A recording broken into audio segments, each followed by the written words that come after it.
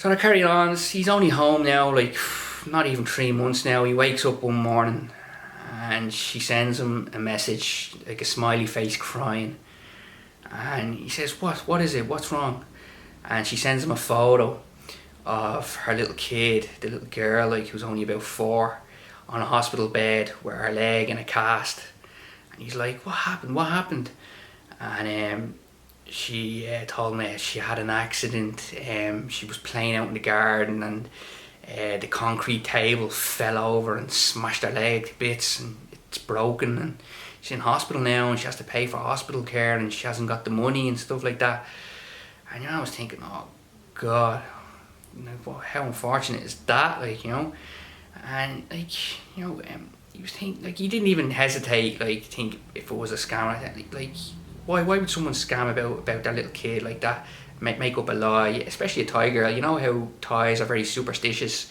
Maybe, like, if they made up a lie, like, that could have been an old photo from years ago, and if they're making up a lie, it could bring, like, bad karma their way, like, bring bad luck towards their little girl or something like that. It was bad form, he thought, so he didn't hesitate to think it was that dodgy going on.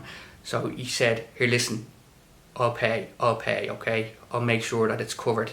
Find out how much it costs, right? I'll take care of it. And she was delighted. She was over the moon. She was like, oh, really? And he's like, yeah. And he thought, this is it, He wanted to make a statement, show her he's here for her, and if something bad happens, he'll help take care of her. So she got back to him a few days later, said the bill was like 30,000 baht. So he forwarded over the 30,000 baht. Now in his Thai bank account he was zero. But, the little girl was getting looked after, and his Thai lady in Koh Samui wasn't under any major stress. So that was the most important thing to him. But also he was thinking to himself, right, my Thai bank account is down to 0 now. All I have now is my account here in Oz, and that's my money that I use for building up while I'm over here. I don't want to be like digging into it. She's not getting, he said to himself, she's not getting any more money. There's no way like she's getting any more money from the Oz bank account. I don't mind the Thai bank account, that was surplus money that I just didn't spend over there. Okay, she's not getting any more, he said to himself, So another couple of weeks pass. I think it's about 3 months now since he left Thailand, and he hadn't heard from her in a couple of days. He hadn't heard from her from a couple of days. He was worried about her. He goes, where is she? She was ignoring his texts and everything.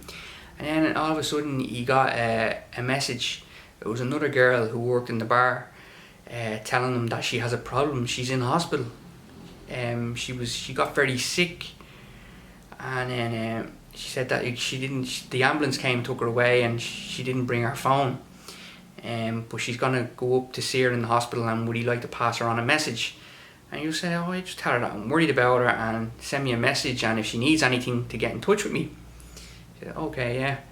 So the next day, his lady is out of the hospital and she's sending him messages, and she's telling him that she got really sick because she was vomiting blood. She was vomiting blood one night when she was going to bed. Apparently she wasn't eating properly, but drinking a lot as well. Working in the bar, it's their job to try drink as much as they possibly can, because the customer is paying for it and they're getting a kickback from the drinks as well, So she was telling them that she had to get taken off in the ambulance. She got brought to Bangkok hospital, where she was put on a drip, given medication, antibiotics and stuff like that, and then she was given medicine to take for when she left the hospital. And she's not supposed to be drinking because she has a course of tablets to run, but she still has to work at the bar and stuff like that. And he's asking her, like, how much was it, the hospital bill? She said it was 20,000 baht. And he goes, why so expensive? She says, because it was Bangkok hospital and she wasn't taken to the local hospital. So she didn't ask him to pay the bill, but he knew well that if he offered to pay for it, she would have took the hand off him. She'd have taken the hand off him. She'd have no problems accepting it. But he didn't offer. He says, no way, man. Like, my Thai bank account is already gone. You know, if I was to send her over money for that, I'd have to dig into my Australian bank account, and then I'd have to pay a fee for Western Union and bad exchange rates and everything. Jesus Christ. And then he said that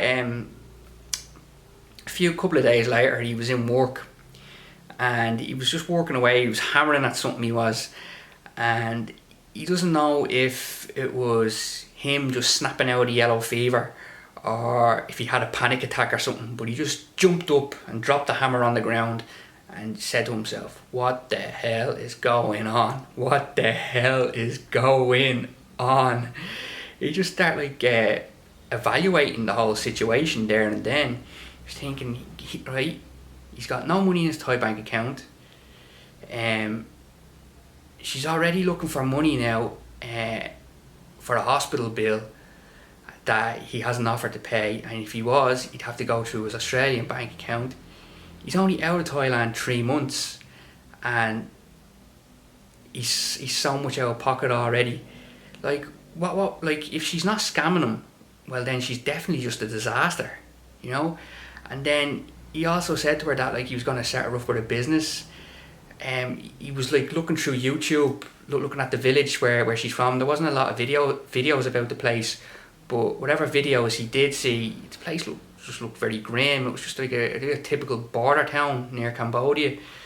And I was just thinking to himself, Jesus Christ, am I going to live there now? And then he was thinking about the little kids and all, like, you know, the 2 little kids, like, they're still only toddlers. They've got a lot of growing up to do.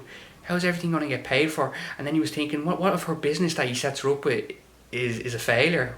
What if it doesn't succeed? Like, he's just going to have to, like, keep helping her. He's gonna, and like, what about his money? Like, they're just going to keep nibbling away at all his finances until, like, there's nothing left of it. He reckoned, he was probably thinking that maybe he wouldn't even get to go to Thailand because there'd be so many catastrophes going on while she's over there and he's working away, that there'd be no money left for him.